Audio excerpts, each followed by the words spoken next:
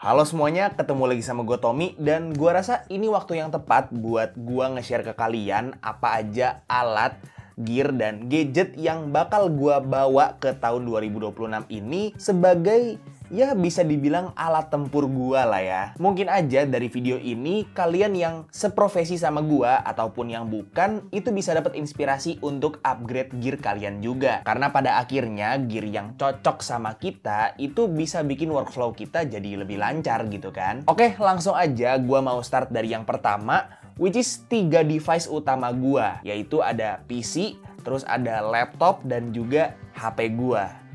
Gue nggak tahu berapa kali gue harus bersyukur udah memutuskan buat upgrade PC duluan. Karena oh my god, kalian tahu kan harga RAM sama SSD itu sekarang kayak gimana? Waktu gue upgrade PC kan gue upgrade RAM sama SSD juga tuh. Gue beli 2 keping lagi yang 8GB DDR4 sama SSD 512GB. Jadi sekarang RAM gue 32GB dan SSD gue 1TB.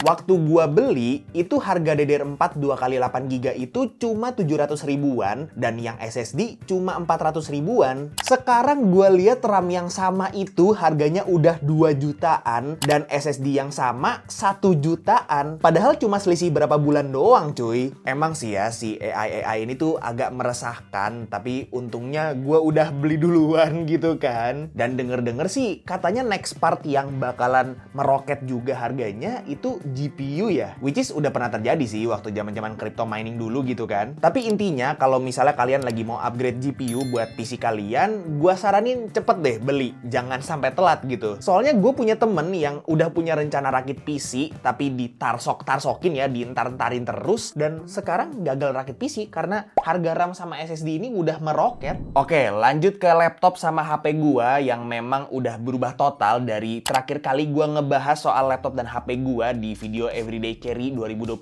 gua gitu kan. Untuk laptopnya gua udah ganti dari Lenovo Legion 5 jadi MacBook Air M4, dan untuk HP gua ganti dari iPhone 15 jadi iPhone 17. Sebenarnya simple aja alasan gue untuk upgrade 2 device ini. Kalau laptop, gue sadar dengan profesi gue yang sekarang, MacBook tuh udah kayak pilihan yang paling optimal gitu. Kuat ngedit dan render video-video 4K gue, layarnya mantep, baterai awet, udah gitu nggak bikin punggung gue itu sakit kalau dibawa kemana-mana. Gue juga udah pernah bikin video experience gue pakai MacBook Air M4 ini, jadi kalau kalian tertarik bisa nonton videonya dulu gitu kan. Intinya MacBook Air M4 ini laptop yang sempurna buat gua. Walaupun emang macOS ini kadang-kadang agak nyebelin, tapi gua udah cukup belajar buat menoleransi ketidaklengkapan OS yang satu ini lah ya. Jadi oke lah, trade-off yang lumayan worth it buat gua. Nah, kalau buat HP sebenarnya itu nggak urgent-urgent banget gitu buat gua untuk upgrade HP dari iPhone 15 ke iPhone 17 ini. Tapi seperti yang gua bilang di video ngebahas battery health iPhone 15, gua memutuskan buat ngasih iPhone 15 gua ke adik gua karena dia kemarin tuh masih pakai iPhone XR. Kasian, Pak. Nah, untuk gantinya sebenarnya waktu itu gua tuh mikir, kayaknya tuh udah waktunya deh buat gua ganti ke seri Pro-nya iPhone. Dan memang iPhone 17 Pro tuh kayak menarik banget. Tapi gua ada ngeliat 2 opsi HP lain yang memang secara objektif kameranya itu lebih bagus dibanding yang iPhone 17 Pro. Yap, betul. Vivo X300 Pro sama Oppo Find X9 Pro.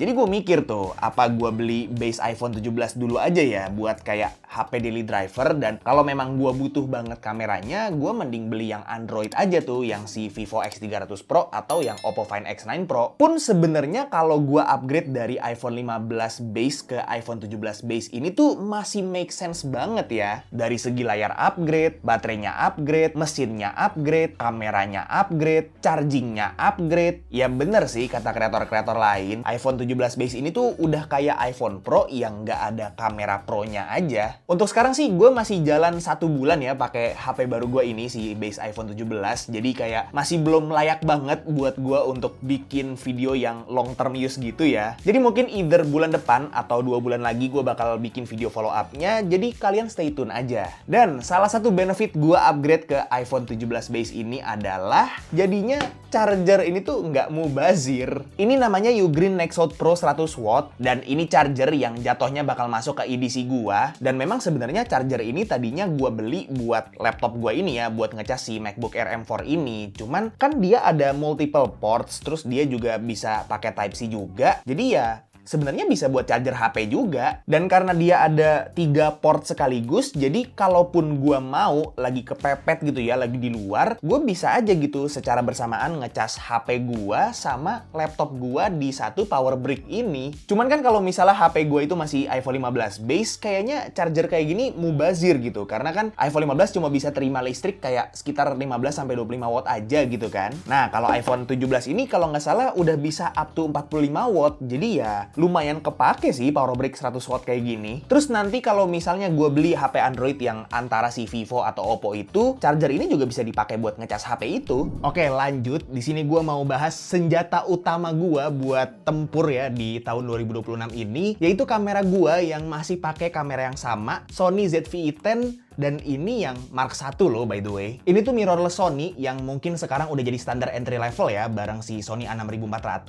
Dan sampai sekarang pun gue ngerasanya kayak masih cukup banget buat kebutuhan produksi video-video gue. Walaupun memang gue ada rencana buat beli kamera satu lagi. Gue tuh ada niatan buat beli Sony A6700 tapi bukan sebagai pengganti kamera ini. Kamera ini bakal tetap dipakai sebagai secondary kamera atau mungkin ya sebagai kayak kamera angle top down gitu. Karena kalau kalian merhatiin akhir-akhir ini gue udah mulai cukup sering bikin video yang angle top down gitu ya. Jadi kayaknya asik deh kalau misalnya gue bikin video yang bahas gadget banyak kayak gini terus ada angle top downnya. Jadi kalau misalnya kalian lagi nyari kamera under 10 juta, kayaknya sih ZV-E10 Mark 1 ini secondnya udah under 10 ya sekarang. Gue bisa banget rekomen mirrorless yang satu ini karena memang dia juga udah bagus banget ya, udah up to standard. Walaupun memang kalau misalnya kalian butuh 4K 10-bit atau 4K 60 fps, kamera ini belum bisa sih. Mungkin salah satu minus yang paling kerasa dari si ZV-E10 Mark 1 ini tuh dia belum ada IBIS-nya. Jadi kalau misalnya kalian pengen ngambil shot handheld gitu ya yang gerak, itu masih harus ngandelin tangan yang stabil banget atau ya minimal banget pakai lensa yang ada OSS-nya kayak si lensa kitnya ini. Tapi kalau misalnya kalian pakai gimbal harusnya aman aja sih. Nah, terus untuk supporting factor kamera gua ini tuh ada 3 barang ya. Yang pertama itu ada 2 lensa ini. Ini lensa dari Viltrox yang seri R, yang satunya itu Viltrox F17R 25mm dan yang satunya lagi itu 15mm.